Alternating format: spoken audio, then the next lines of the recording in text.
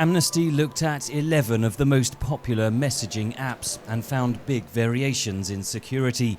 Facebook Messenger and WhatsApp were best, with scores of 73 out of 100.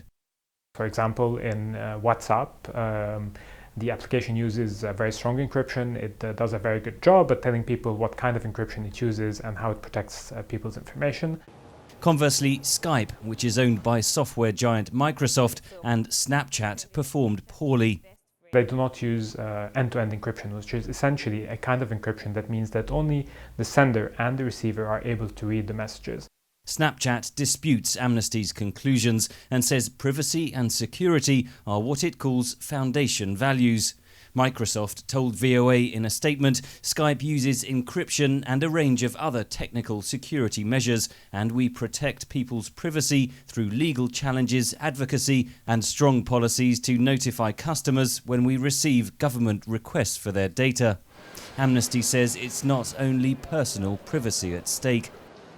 Journalists all over the world who are trying to uncover corruption, trying to uncover abuses by government. There are activists who are resisting repression in their countries, and they are being actively sought out by their governments who are trying to find their information to disrupt their work and often to imprison them or persecute them.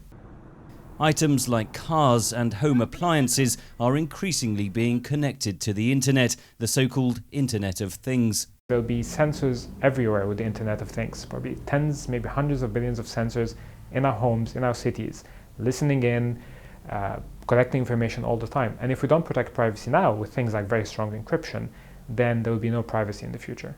Bottom of Amnesty's rankings was the Chinese firm Tencent, which owns the messaging apps WeChat and QQ. It scored 0 out of 100. Henry Ridgwell for VOA News, London.